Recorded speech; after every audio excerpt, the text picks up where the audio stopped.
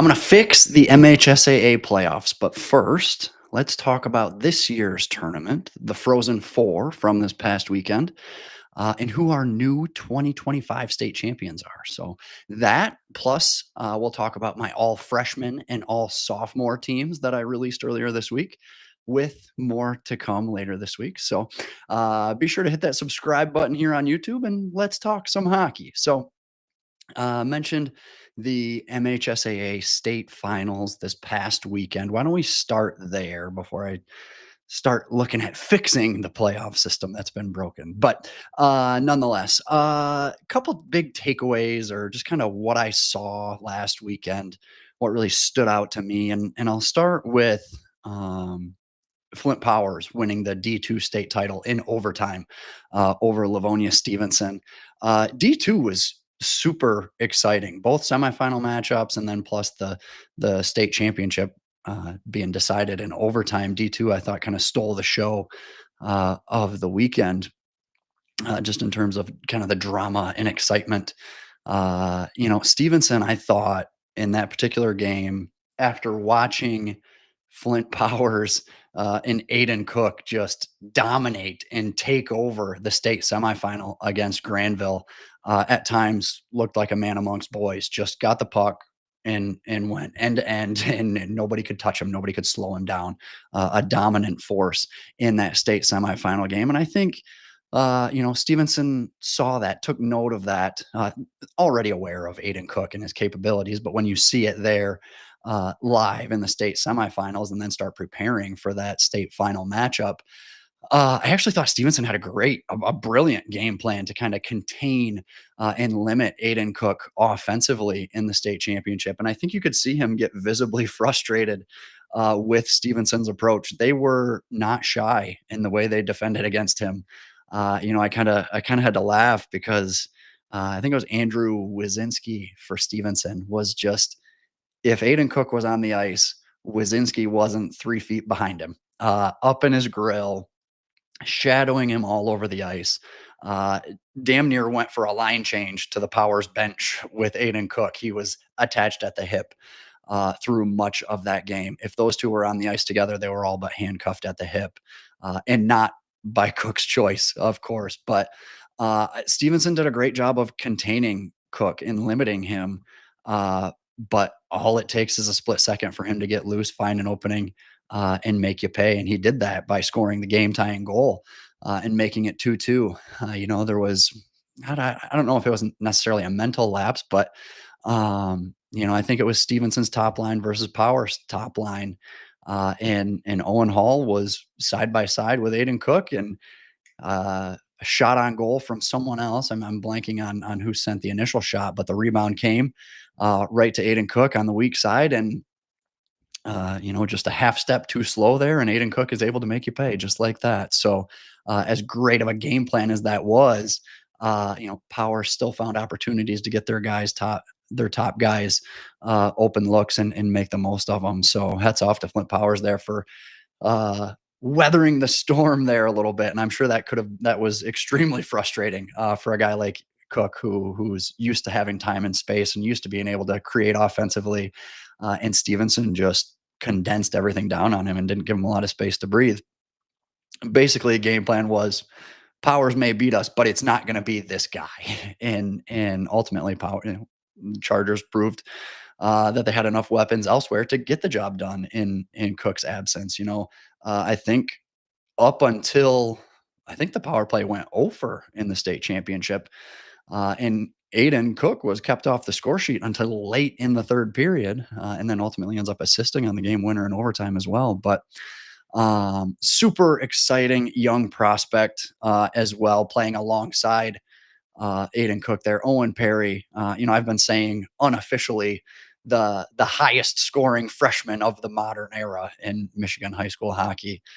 They were a stellar duo for Powers this season. And also talking with Coach Perry after the state semifinal round, he mentioned Andrew Parmentier and the huge role that he played in the team's playoff run. They had battled some injuries and lost some guys for the remainder of the season. And I think Parmentier was a guy who transitioned from forward back to D to kind of fill in some voids there.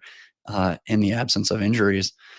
And another guy here who I don't think got enough credit throughout the playoff run, a bit of an unsung hero, if you will, was junior goalie Hunter Clark. He was awesome for them in net all season, but I think he really got to shine to a degree, uh, it, doubling down on the biggest stage of the season. And I thought he made some big time saves down the stretch, especially in that state final game. To the point where I'm not sure they win the state title without him in net. Obviously Cook and Perry and some of those other guys kind of drew the headlines all season and into the playoffs for Powers. But to me, I think Hunter Clark might have been the key to their success there, because if they don't have him or don't have a strong effort in net, all that offense might be for nothing. So one other thing I did want to mention too, just in terms of D2, was Granville showed extremely well. Super impressed by them as well, and how they competed against Flint Powers and really put a scare into Powers. Talking with Coach Brazil after their state semifinal game, which I believe was like 5-4 final, 4-3 final. It was a 1-goal finish. But Granville was getting outshot significantly there in the first period. You're up on the big stage, right? You're in the Final Four, jam-packed crowd at USA Hockey Arena, and they didn't get the start they wanted. Got outshot 11-2 in that first period. But nobody on that young Granville team seemed rattled, seemed nervous, seemed over their skis. They all just kept weathering the storm, and that was actually kind of a thing of beauty as a fellow coach to kind of watch that and see them weather the storm on the bench. Nobody got rattled. Everyone just stayed within themselves, trusted the system, trusted themselves and their teammates to execute. They rolled all 4 lines. They played 6D, got some huge contributions and huge minutes from some of their depth guys who played against Flint Power's top guys. They were down 1-0. They were down 3-1, 4-2, and just kept coming. They never gave up, never quit, never slowed down. That was a very confident, gritty bunch. And I gotta agree with Coach Brazil. He said, "You haven't seen the last of us," and so that'll be a real fun group here to watch next season and beyond, because there's a lot of young guys, freshmen, sophomores, and juniors that'll absolutely be back. I want to say it was like 16 or 18 returners slated for next season for the Bulldogs. So I wanted to slip that in there as well. I know, they were one and done at the state final, or at USA Hockey, but still very noteworthy, and wanted to get that in there as well. A couple others here. Obviously, we'll touch on Division One next. Catholic Central wins a record 6th straight state championship, 18 overall, I believe, which is I think the second most all time behind Cranbrook, who I counted at 19. But math is not my strong suit. So if I screwed up on that, feel free to call me out in the chat. That's fine. I talked with a hockey dad last night at the rink. He was at the Division One state final, and he was just in awe of the way CC plays, right? And do they have resources and players and depth that just nobody else does? Yes, they do. And I'll get into that more in a second, but having the players is one thing. Getting them to play an absolutely suffocating style of hockey that just takes away an opponent's options.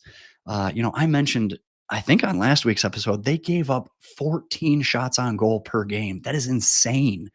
Uh, I equated them to like a snake, just slowly coiling around you, constricting your options, taking away time and space, and then boom, it's just too late. You're gone. I say it every year too, but it really is a testament to Coach Kalnicki and his staff. If you think it's easy, it's not. Getting that level of buy-in, that level of structure and discipline, top to bottom, left to right, it's one thing to have the players, which they do. It's another thing to get them all to play that way without egos, without selfish attitudes. I've told this story on the podcast before, but I was a coach in the Lansing area I don't know, 10, 15 years ago now. And I remember sitting in the locker room with our head coach and the rest of our coaching staff, just dreaming of the day where we had the guys, right? I want guys who eat, sleep, breathe hockey. And God, can you imagine how fun it would be to the buy-in and just guys who wanted it, right? Who wanted it as bad as we wanted it as a coaching staff and not have to go through the motions, so to speak. Fast forward a couple years later, uh, I'm on the staff at Livonia Stevenson. We have guys that eat, sleep, breathe hockey, 24/7, 365. Guys training all off season. We make a state finals run. It's the practice before the final four, I think in 2015 or 2016. Uh, and player comes into our locker room and wants to talk about playing time. And we're on the eve of the state semifinals. And it was just a good reminder to me, having been now on both sides of the fence, being a small market team, wishing we had the hockey hotbed and the hockey crazy players in our school, to then being on the hockey crazy side of things, and having 20, 30, 50 guys in the school that just wanted nothing more than to play for your program. Uh, and we were dealing with the same problems, right? Playing time. I don't like the line I'm on. I want to be on the power play. Uh, the grass is not always greener. The grass is grass. And so I say that for context with Catholic Central in particular, because I'm sure there's a lot of detractors out there that will say, well, yeah, they have all this talent, they have all this depth. Of course, they can play that style of hockey. They have more talent and ability than a lot of your average teams. And like I said, while that may be true, you still got to get the buy-in. You still got to get the execution. You still have to get guys to play that way throughout the season, wire to wire. And I think that's an absolute testament to Catholic Central, their coaching staff, those players in particular, and like I said, just buying into and being a part of that culture. Because the other thing too is there's a lot of guys that are one and done with that program. They got a lot of first year seniors who haven't come up through the program freshman, sophomore, junior year. So that 1 year is their only year, and so to get that much buy-in on that short of a turnaround is really impressive too. So, okay, why don't I get into to D3 a little bit here? I mentioned Cranbrook and their state leading 19 state titles. They damn near added another title to the trophy case as well, going back to the D3 state final. Orchard Lake obviously topped Cranbrook in that all private, all MIHL title game in D3. And I think this is where the public versus private debate is really going to pick up some steam. And I'm not sure I can make an argument to stop them anymore. It's been a point of contention for a number of years. You see it every year on social media, especially lately, where, to this point, 9 of the last 12 state champions have been private schools. Uh, is it time to split public and private? The case I'll make later on the pod is not that, but obviously after this last weekend's results, it makes you rethink the landscape a little bit. The argument always seemed very, I'm taking my ball and I'm going home, because a lot of teams couldn't compete with the private schools. Like I said, when I was at Stevenson, we beat Rice, we beat Cranbrook, we beat Orchard Lake, Heartland, Brighton, Trenton, Byron Center, in recent memory, all competed and beat private schools. So separating private and public felt like low hanging fruit for a lot of years. You can't beat them, so you want to weed them out, and it just didn't quite seem right to me for a long time. But over the last few years, especially, and maybe, if you want to talk big picture, maybe it's just due to the lack of players overall in Michigan. AAA feels it, high school is feeling it, with the downsizing of a lot of teams and programs. The private schools are feeling it too. You're having more and more kids and families willing to travel great lengths to push their kids to private schools. Question. Let me put this out there for you. What is CC's school district? Does anybody know? the school draws kids from Lansing to Flat Rock and everywhere in between. Flint Powers, same thing, anywhere from Grand Ledge to Grand Blanc. Orchard Lake and Cranbrook have dorms on campus to house out of state kids. I don't fault anyone for this, right? I don't fault the schools for offering it or families for pursuing it. But we are clearly operating on two very different competitive scales when it comes to sports on that front. And the way it's trending, the only way a public school is going to be able to compete with the likes of CC, which is only going to continue to get better and deeper as the years go by, is if like Heartland, Howell, Brighton form a Livingston County co-op. And even those schools are losing players to CC. So I don't know. I'm gonna present my playoff proposal here in a minute. Maybe it solves the problem to an extent, but maybe a public-private division split is necessary. Maybe we've reached the tipping point. I don't know. That's something that I think is going to start gaining more and more steam here. Uh, if we continue to see these types of results where you've got 75% of the last state champions being private schools. So for Orchard Lake, I actually give them a lot of credit. They saw what CC was doing and started to implement their own version of it.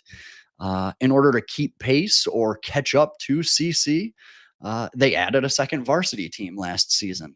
That helped develop their depth, which I think they reaped the benefits of this season. They had four lines, they had 6D of really sound, capable players. Sure, you had guys like Julian Johnston and Thad Rainish were kind of the tip of the spear for that offense.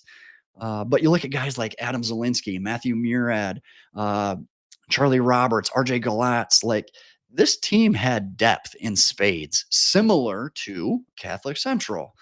CC beat Orchard Lake head to head this season and pretty decisively. But I think the wheels are in motion for the Eaglets to start closing that gap a little bit in the years to come. Can Orchard Lake close that gap? Can Cranbrook and Rice close that gap? Yeah, I think they can. They have or can attain the resources necessary. I'm not sure there's any amount of effort, development, or growth that a Stevenson, for example, can achieve in order to beat a Catholic Central.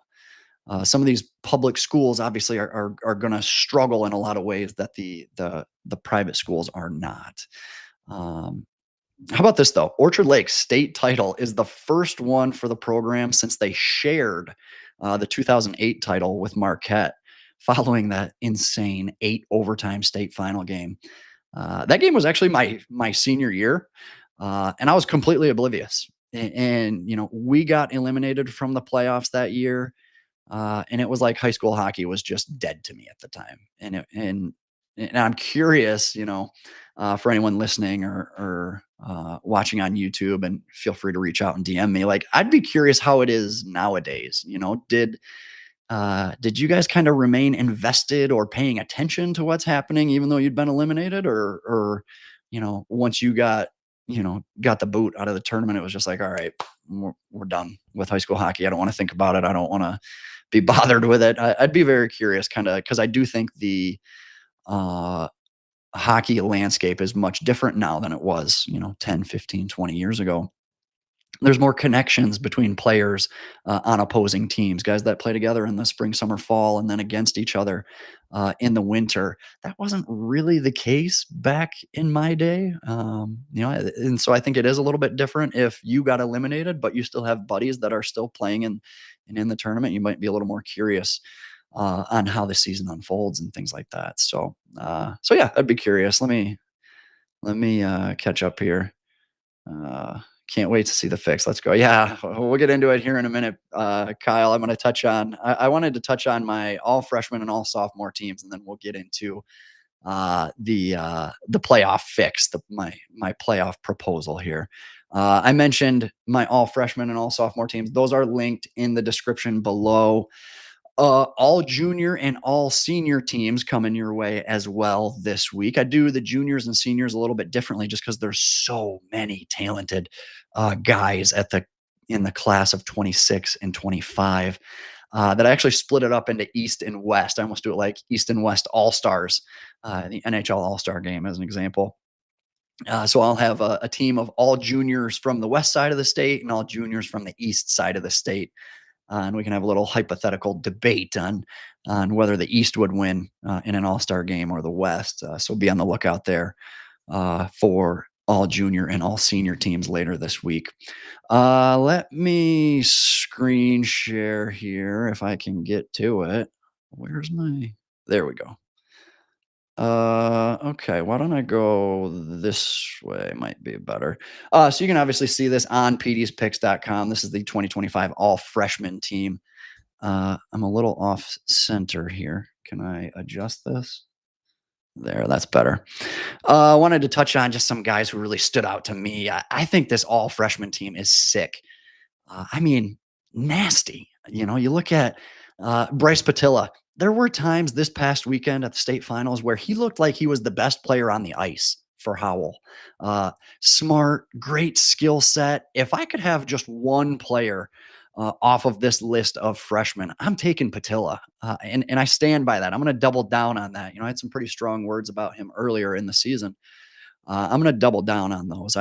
This is a kid in particular that I think has a ton of potential, and is really one of the top performers right now in our game today. So, Owen Perry, obviously a huge season. You know, I'll say until someone fact checks me on it, highest scoring freshman in recent memory. He's nasty as well. Easton Ball and Evan Matilla for Marquette, nasty.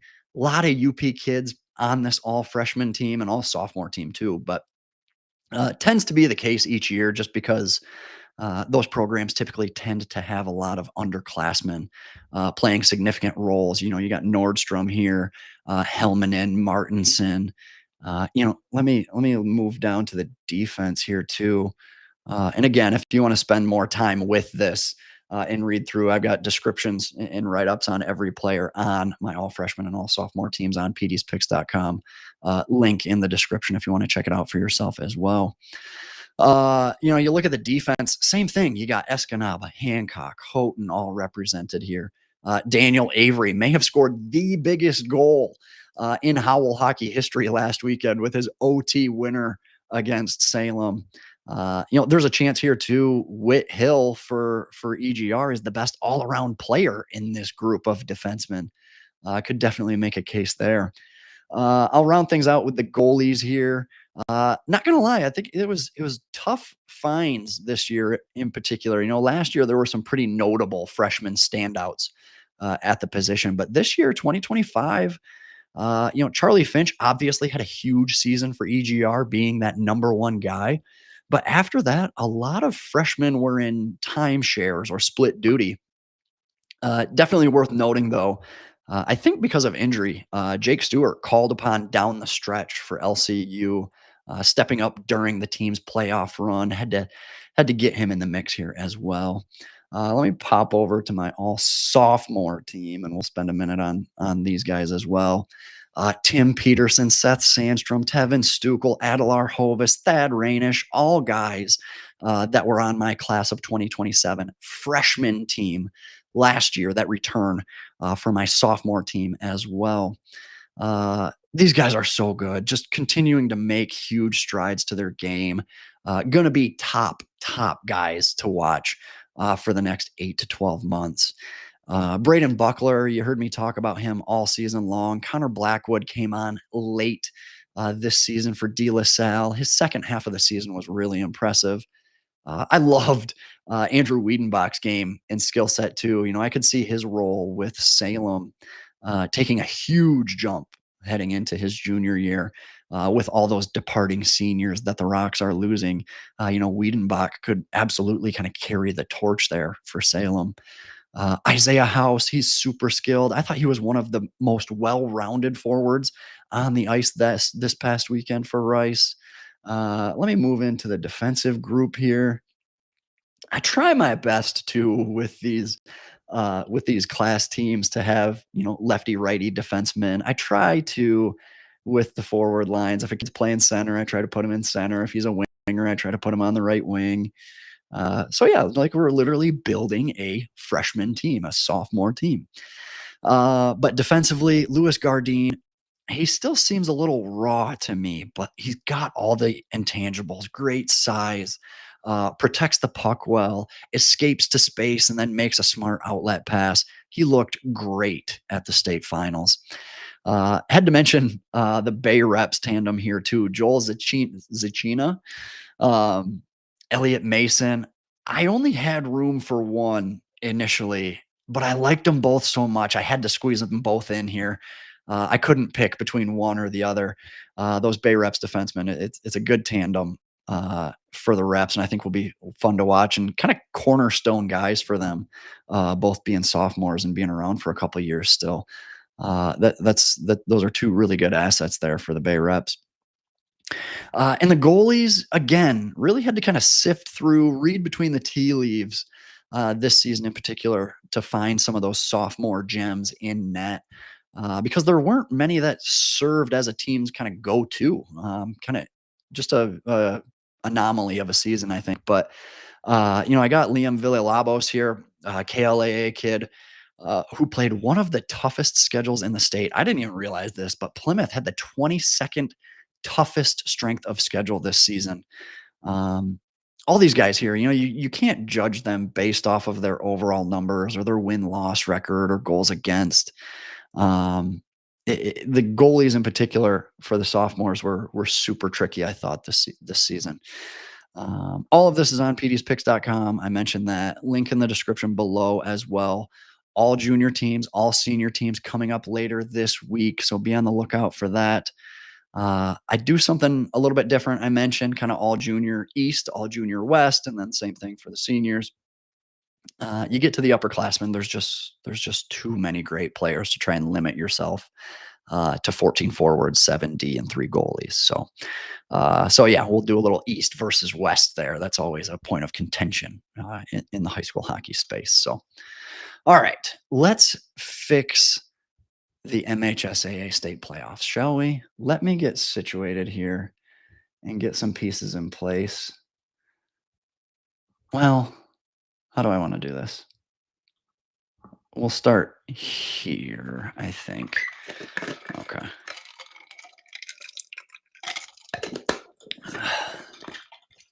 So, MHSAA state playoffs, you heard me talk about it a little bit on last week's pod. A lot of complaints, a lot of gripes with the system. And it's been that way for as long as I've been around. Everyone kind of has an axe to grind, I think, when it comes to the playoffs. And over the last couple of years, there's been marginal improvements. But again, it's a system that needs a pretty significant overhaul to get it to where we want it, and it is painfully slow when it comes to making improvements for a lot of reasons. More so on the MHSAA side of things, and having to jump through hoops and having to go through the process. And I've been a part of and had those conversations with people to understand the system enough to kind of know how it works, and hopefully I can shed some light on that for many of you out there, because every year I see comments on social media about, why don't they seed the whole tournament? Why isn't it?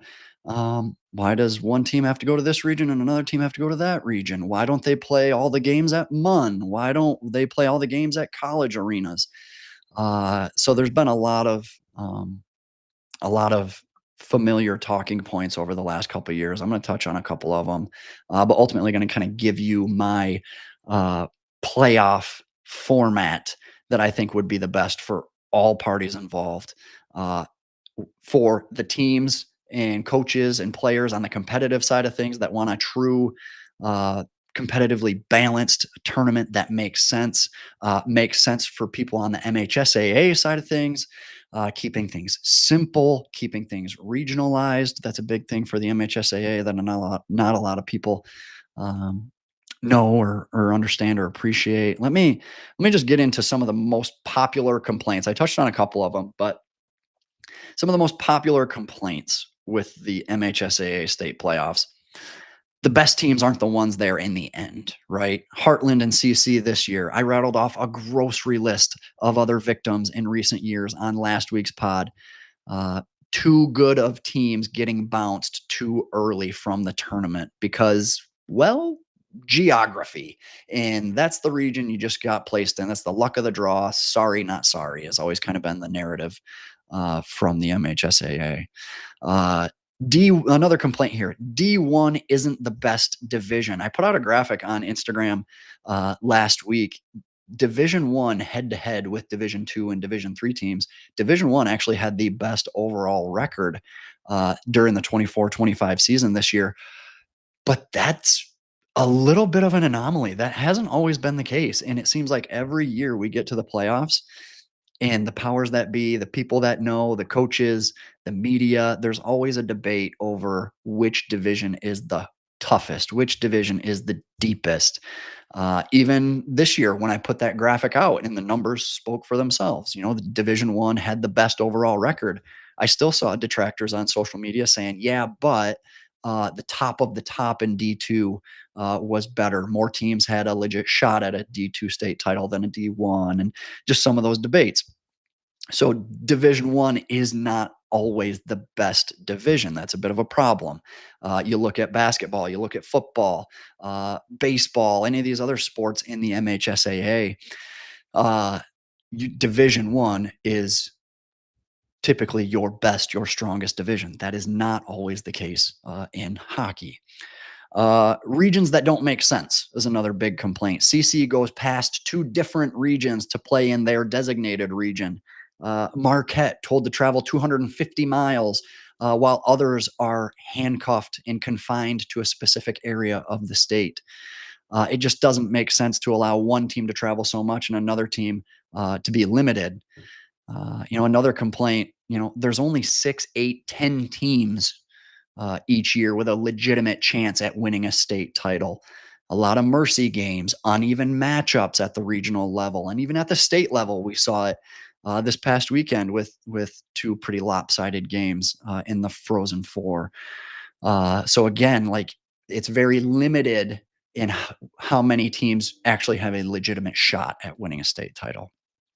Uh, and this last one, which I think is kind of newer, especially just because of the way a lot of games went down this year, in particular, it's 2025. The use of video review. There's only one way that happens, and that's if all games are played at Plymouth with the equipment, with the setup, with those resources. You're never going to be able to use instant replay at Eddie Edgar Arena, at KV Ice House, things like that. It's just not going to be the case. So while we can't create a tournament where everyone plays out of USA, I have put together a tournament where more games happen at USA Hockey Arena. And if you were at any of the state semis or finals this past weekend, the refs loved looking for excuses to review plays. It was laughable. Some of the goals they reviewed and some of the things that they chose to spend time in the penalty box reviewing and going over film to make sure they had the right call. So look, if you want more video review, if you want more kind of CYA for a lot of the refs to be able to go back and look and make sure they made the right call or overturn calls, you need more of these games to happen at USA Hockey Arena because it's the only barn that's going to facilitate that type of equipment and ability. Okay. So those were some of the biggest complaints, I think. And if you have any others, obviously feel free to reach out to me on social media because I'd love to hear them too. But there are some non-negotiables and just overall processes with the MHSAA that not enough people are aware of. Geography will always play a factor. They love the regional component of playoffs. And to a degree, I think we should too, right? The the regional rivalries, the crosstown rivalry games that happen when a trophy is on the line, that means a lot to these local communities and at the regional level. So I do understand, I can appreciate that to a certain degree with the state playoffs in the early rounds. The other thing too, the system needs to be simple. It can't be overcomplicated. It can't be super complex. simple matchups, simple scheduling, simple logistics. Hockey is a unique challenge in that we rely on privately owned rinks and community based rinks. Baseball, basketball, football, etc. don't. That means venues need to be identified and secured well in advance. College hockey venues are a huge challenge. I know a lot of people want games at the NCAA facilities. I just see the comment here in the chat. That's always going to be a point of contention because a lot of your Big Ten schools, for instance, have to hold ice and have to hold availability if they have to host a conference playoff game at their arena. So a lot of that ice around the time of the state semis and state finals, that ice is on hold for the NCAA team. So that presents a bit of a challenge. Um, the other thing that the masses maybe don't realize, all these playoff proposals, all these proposed changes to our current system, and that includes changes to the regular season and postseason. The people who approve or deny these proposals are not hockey people. They don't. We all know we're in the hockey space. Hockey people are a different breed. The people who are making these decisions are not hockey people. They do not understand what we understand and have grown up in for the better part of 10, 15, 20 years, whether it be ourselves or with our kids. The coaches association can make pitches and proposals, and even my proposal here, I can deliver it and you may agree and love it and say, yeah, let's go, Petey. uh, it's all got to be approved by non-hockey high school faculty, some of which may not even have hockey as a varsity sport in their school. So think about that for a second. The coaches association votes and approves. Then it goes to the MHSAA rep council, which is made up of like Ishpeming's AD or Alma's superintendent or Reed City's principal, like just very random, in my mind, anyways, and maybe in yours as well, just random faculty from around the state that make up this rep council gets presented to them. They know nothing about hockey. They don't have hockey at their school. They vote it down. And just like that, we're stuck with the same system we got. So, I was looking at the members of the rep council on the MHSAA site. Seven, by my count, seven of the 19 members are even affiliated with a school that has a hockey program. That means the majority have ties to schools and school districts that don't even have hockey in the school. So that obviously presents a very big challenge. So okay, here we go. Playoff proposal. I know we've talked a lot already on the pod here, 38 minutes in, and we haven't even touched on the biggest item on the agenda. First things first, we got to downsize from 3 divisions to 2. It's time. This is almost a non-negotiable at this point. The tournament expanded to 3 divisions in 2000 when there were 138 programs in the state. However, that was when high school hockey was on the rise and growing to as many as 180 programs, I believe, by 2010.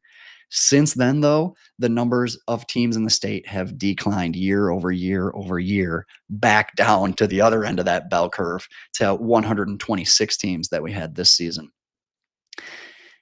Getting back down to 2 divisions, skeptics will say, well, that's one less champion. We want to award more state titles to more teams. It will allow us to structure the tournament at the quarters, semis, and finals that we haven't been able to do because of the 3 division format that we've had. For reference, Minnesota hockey. Everyone loves and wants to beat the drum on being like Minnesota. Minnesota has 143 programs, more programs than us, yet has remained at just 2 divisions for forever. So first step, 2 divisions. Second step, a tier 1 and a tier 2 format. Okay. Hockey is unlike any other varsity sport. You can't quantify the talent and competition level of a hockey team based off of enrollment. Utica Unifying has the highest total enrollment in high school hockey, 7,073, according to the MHSAA website, and ranked 82nd in the state in MPR this season and 91st on My Hockey Rankings. Downriver Unified, same thing, 6,555 total enrollment, ranked 119th on My Hockey and 120th on NPR.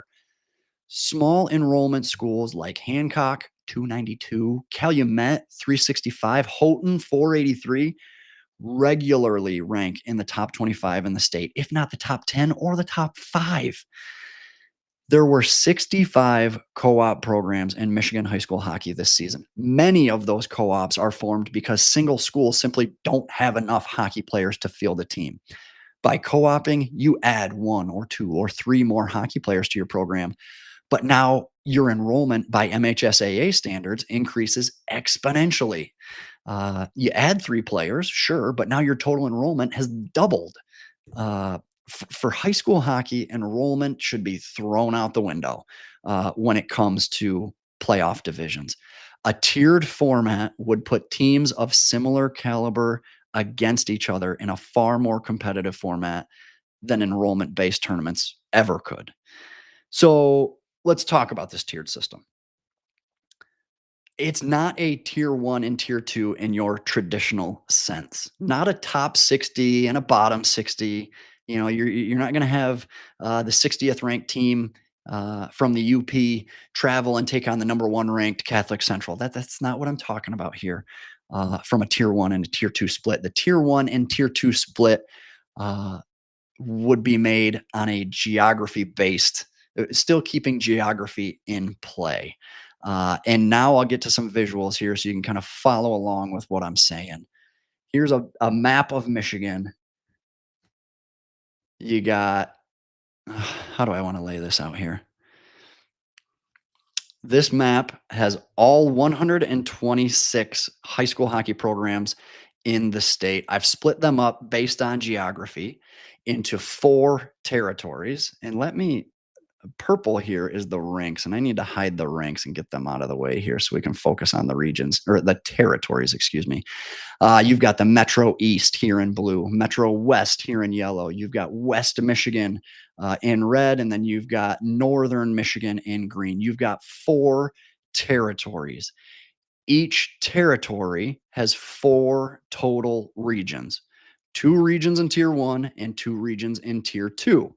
At the beginning of the season, you know your assignment, which in reality shouldn't really change unless there's a drastic increase in teams or decrease in teams, uh, one way or the other. So teams can put in requests to host just like they do every other year, and the MHSAA in August and September could determine these host sites for each one of these territories, just like the current process for hosting regionals works right now.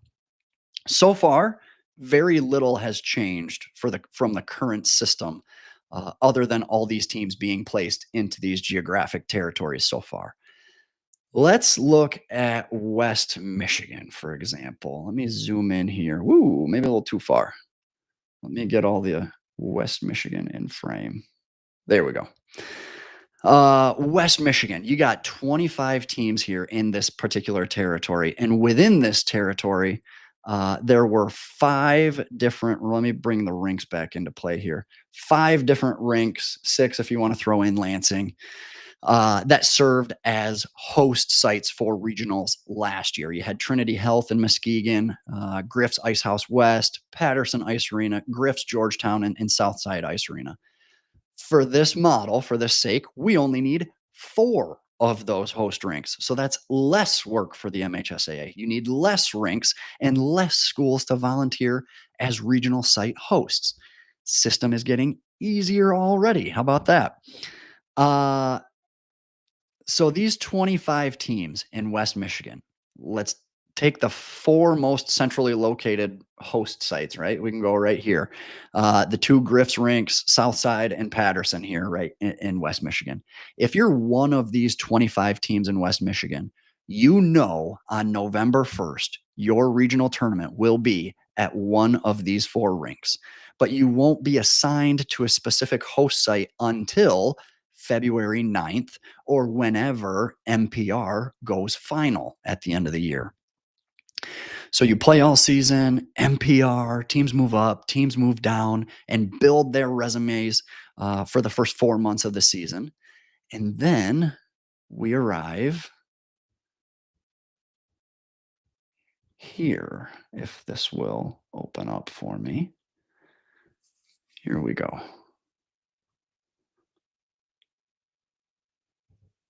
We'll move through here. And I'll make this bigger too. You won't have to look at my ugly mug uh, if you're watching on YouTube. Let me make this smaller so you can see everything here. So we play all season. We end up here with this is everyone's MPRs here at the end of the 24-25 season based on these regions as well, or based on these territories as well. North, West, Metro East. So you play all season. You get your MPR score, so to speak, on February 9th. We arrive here on February 9th based on teams MPR, which again, we already do. MPR has been implemented now for 4 or 5 years at the least.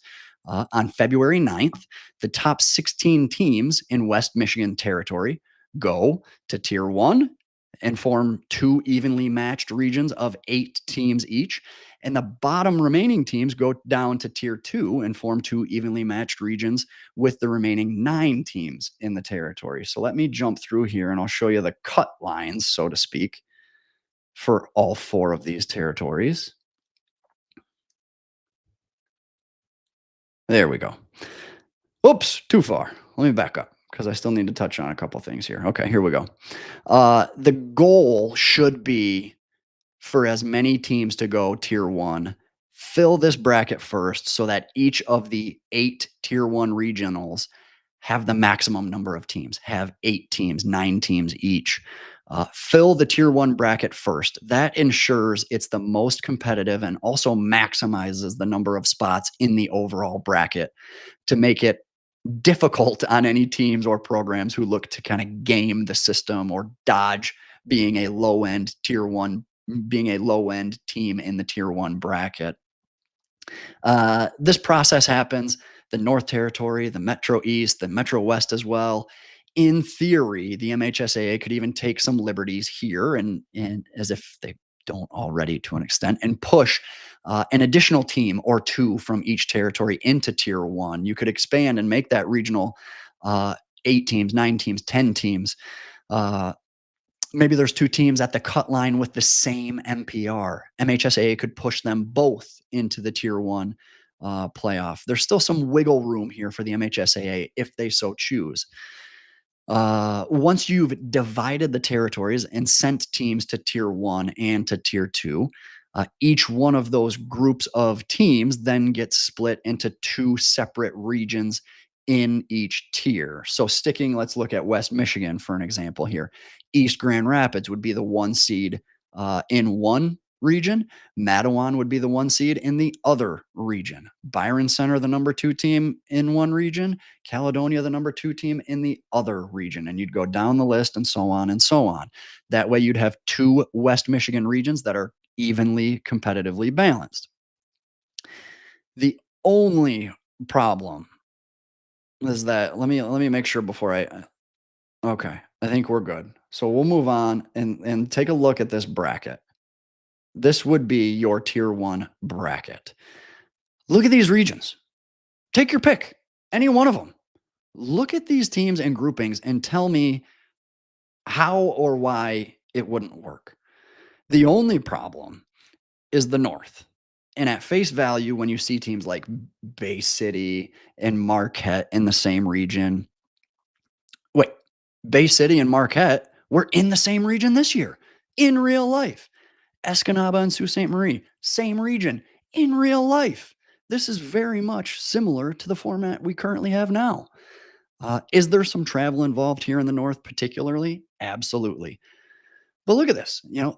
Jeffers, excuse me, Jeffers and the Sioux with a path to Plymouth, both Houghton and Calumet with a path to Plymouth.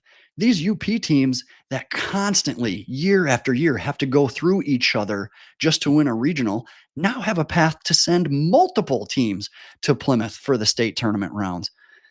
Houghton has been the dominant force in the UP in the last 3-4 years, but it wasn't too long ago Calumet and Hancock were both top 10 teams in the state, yet one of them was getting bounced in the second round of the tournament. Here, with this tiered format, both could, in theory, go to the state tournament and go to Plymouth and be one of the final 8 teams.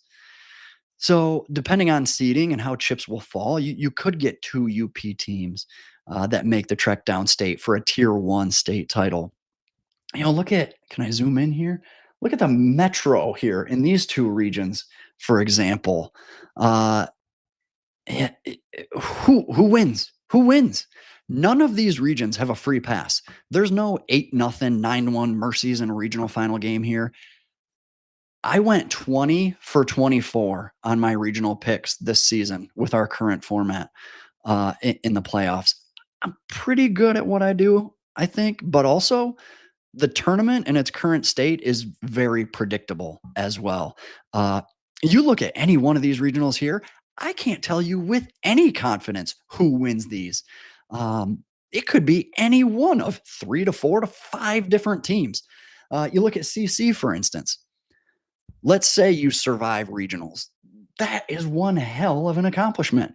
A region of 8, 9 teams to have to go through Orchard Lake in the quarterfinals here, then to have to go through, or excuse me, this would be the semifinals of the regions, but then to have to go through Brighton, Clarkston, or Howell at the regional level to win a regional title. And now some of you may be saying, well, you're still having great teams get eliminated early on in the round or earlier on in the playoffs if Howell or Clarkston or Brighton or Orchard Lake, only one of those teams is going to advance. Look at any one of these other regions and tell me someone's getting a free pass. Heartland, Stevenson, Northville, Powers, Salem. Uh, let's go up here. East Grand Rapids, Sparta, Cap City, Caledonia, Jenison. Let me go to the north here. Nobody's getting a free pass. Houghton, Sault Ste. Marie, Bay Reps last year, Escanaba, Marquette. Like none of these regions are easy to win by any stretch of the imagination. So, yeah, it would be really hard to win a regional, but you know what? It should be really hard to win a regional. Winning a regional title should mean something in and of itself. It should be a tournament to go to a tournament. That's essentially what you see in Minnesota at the sectional rounds. Winning a sectional means something because it punches your ticket to the state tournament. That would be the same thing you'd be seeing here with very competitive regional playoffs. So let's say you survive and advance. What's that look like as we progress through the tournament? Let's move on to what would be the state tournament rounds here, if this is going to cooperate with me. Here we go. So I had narrowed it down. I'd narrowed down the regions to some of the teams I think would win or would be in contention for your regional championships. And there's still a short list here of 27 different teams that could have a path to Plymouth and to the final 8. I'd say that's pretty freaking competitive.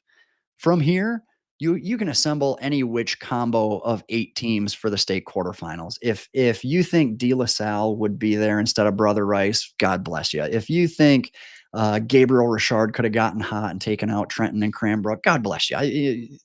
Assemble any which one of your 8 teams. This is what I went with, just to kind of provide some context and an example. Like the final 3 rounds, because we've eliminated a division going from 3 to 2 now means the final 3 rounds of the tier 1 and tier 2 tournaments could all be played at USA Hockey Arena.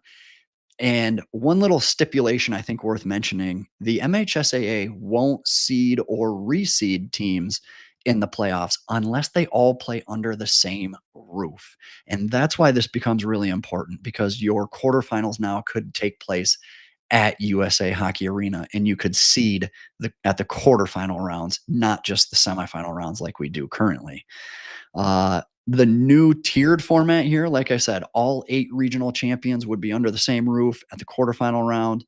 So the 8 teams could be seeded and bracketed out at USA, which, by the way, this is almost identical to what Minnesota does with its 2A and A tournaments at the Excel Center. 2A quarterfinals are played on Wednesday. get Thursday off so the A quarterfinals can play, and then the semifinal game on Friday and two championship games on Saturday. You'd have all these games played at USA Hockey Arena. That also means the use of instant replay, which I was talking about earlier. And as I mentioned, if any of you were at the state semis and finals, the refs loved looking for reasons to use replay to review plays. Uh, Reviews are an area of importance. You know, I saw a lot of complaints on social media about we have the technology, let's use it and get the call right. Again, the only way that's going to happen at venues like that's only going to happen at venues like USA. The more games we can play there, the more games that are covered, and the more we can ensure we get calls right in the later rounds of the tournament. So let's look at timing of everything. And again, you know, I showed this to one of my coaching buddies, and I said, "Who wins? Who wins this tier one tournament when you're looking at something like this? Who's going to win a regional? Who's going to win the whole freaking thing?" And he kind of snickered and he said, "Well, CC was going to win it." Maybe, but if they do, can you hats off to them. Like, look at this. If CC's path to a state title, I got to go back here just to illustrate my point. If CC's path to a championship is Orchard Lake, Howell, Clarkston, or Brighton, and then they have to go through Jeffers or East Grand Rapids or Cranbrook again, who put a double overtime scare into them, and then they got to play Houghton or Heartland or Brother Rice in the state final. God bless you. You freaking deserve it at that point because that is an unbelievable playoff run and a run through top notch opponents. So even if it is a snickering, well, CC would just win it anyway. Well, freaking A, man, they deserve it at that point. It would be incredible if you survived that gauntlet. So, all right, moving on. You saw a bit of a peek of this timing wise. Uh, let me get back on track. Let me see if I can find my spot here. Okay. A few years ago, a coach's proposal to expand the playoffs from 2 weeks to 3 weeks was approved. And I think that was a great addition. This tiered format could plug right into that 3 week system. Talking with Coach Perry at the state semifinals, you know, he had said, in the previous format, if it was just a 2 week tournament, they might not have had certain guys ready for the state semis. But because of that little bit of a lengthy layoff of 4 or 5 days between the quarterfinals and the semifinals, it allowed them to get right and get back into action for the final two games of the season. So there's huge benefits from going from 2 weeks to 3 weeks. I think you keep the 3 week format here. I think the layout is actually very conducive to what I laid out previously. I did color code these two so you could follow along with the brackets themselves. You'd have your play-in games, your 8-9 matchups right out of the gate in these first 3 days of the tournament. Your regional quarterfinal rounds, which would essentially be your first round matchups. You get your semifinal matchups and then your regional championship matchups on this Thursday, Friday, Saturday window, which then for anyone advancing to the state quarterfinals and going to Plymouth, that gives you a couple days window to get your travel arrangements in order and in need be, because that certainly is a factor in the state tournament that might get overlooked by some people as we're playing armchair quarterback here with the playoff format. So again, I think you keep that same format. Tier one could play their quarterfinals on Wednesday. Tier two would play their quarterfinals on Thursday. Both tier one and tier two semifinals on Friday, which, by the way, happens currently with Division One and Division Three. And then your state finals on Saturday. And some detractors may say, well, that's two of your biggest games of the season back to back. Like I said, that already happens for two of our three divisions in our current format. The only problem I see here is your tier two state championships would go Thursday, Friday, Saturday. You'd play 3 days in a row, which does not happen really very often at all in our regular season cadence. So that would be quite different. But uh, if you want the quarterfinals seeded, if you want more games played at USA for the use of instant replay and for other reasons, it's got to be this way. it's got to be 3 games in 4 days. It's got to be 3 games in 3 days for your two divisions, regardless whether it's a tiered format or two divisions based on enrollment. To get that, you have to be able to concede and give up and on some other things too, and that kind of negotiation, I'll say. If you want X, you got to be willing to give up Y, and be willing to play 3 games in 3 days in pursuit of a state title. So, and for the tier two tournament here, let me move on. I'll show you what the tier two tournament could look like.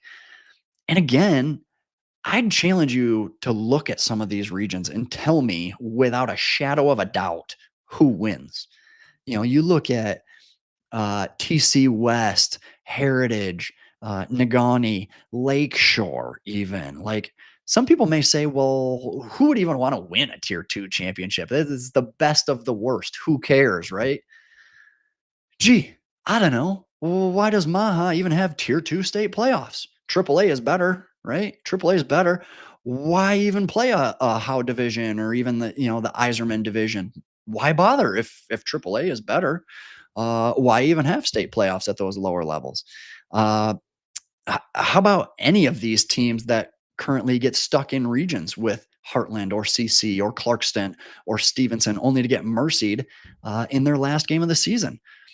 How about a rebuilding Celine here, or an up and coming Divine Child, which I'm lost in my bracket. Where's DC? Show me DC. Where are you at here? Here we go. Divine Child, the number one seed. Traverse City West with two stud defensemen in Callan Ray and Drew Charland. With all due respect to those programs in our current model, they don't stand a chance at a state title of any kind. You put together these tier two tournaments, which, by the way, would still have some very high level players and prospects in it. Isaac Embry, Braden McNamara, Ryder Novak, Logan Beckwith, Matthew Brick. It'd still be a competitive tournament that still displays some top prospects and teams at Plymouth. Well, who'd even watch a tier two tournament? It's the best of the worst. Who would even want to watch it? Who'd even care? It would still sell out USA. It's a state championship game, period. You don't think a Rockford crowd is going to travel? Wyandotte, Gladwin? If those teams made it to Plymouth, those communities are absolutely showing up. Last I checked, uh, Beale City still drew a large crowd at Ford Field for the Division 8 state championship. Why? Cass Tech is way better. Millington showed out for the Division 7 state final. Why? Orchard Lake is way better. It's just a lazy argument to me. If you put on a tier two state tournament, the student sections and communities are still absolutely coming out in full force because it's their school represented on a statewide stage. And think about what that would do for these smaller programs looking to grow and looking to build and become a top level program. Yeah, we won a tier two state title this year. Our goal next year is to qualify for the tier one tournament. Qualifying for the tier one tournament becomes a goal and an achievement in and of itself. We've qualified for the tier one tournament 8 years in a row. That becomes a standard of expectations in your program. So, yeah, and for anyone who says, "Oh, you'll have all these teams tanking down the stretch to try and drop their MPR into the bottom half," they'd rather be a top end tier two team than a bottom end tier one team. Good luck. Good luck strategically maneuvering your way up and down the rankings. And and I say that because, like, guess what? You can't all tank. This isn't the NFL or the NBA, or someone's got to win and someone's going to be above the cut. So, yeah, good luck trying to game the system. I hate NPR, but in this regard, I suppose because it doesn't make sense, it actually works in its own benefit here because you can't really manipulate your rating. I go back to my time at Celine. We mercied a team and our NPR went down. We lost a game and our NPR went up. So if you can figure out how to game this system and manipulate your team up and down the rankings to strategically place yourself as a top end tier 2 team as opposed to a bottom end tier 1 team, give me a call because I would love to know. Because this system to me with NPR and moving up and down, I don't know. I don't have a grasp on that, and I'm not sure many do. So God bless you. Okay, so that was it for the tiered format playoffs. Let me know what you think about it. Give me your feedback. And feel free to criticize, critique, nitpick, whatever. You want to debate it and argue it with me on social media. Feel free. I always love these conversations on social media. Let me get back to center here. All right. I think we're good to go on that front. Wow, we're over an hour. What a long episode tonight. Thank you for hanging on and joining me tonight as I make my playoff pitch. I do need to tease something for next week, and this is either one of the coolest things I've done or one of the more embarrassing things I've done. But in the spirit of doing these all freshman, all sophomore, all junior teams, it got me thinking. And then also on top of the Four Nations face off, I thought, man, how could we implement this into our world, into our space?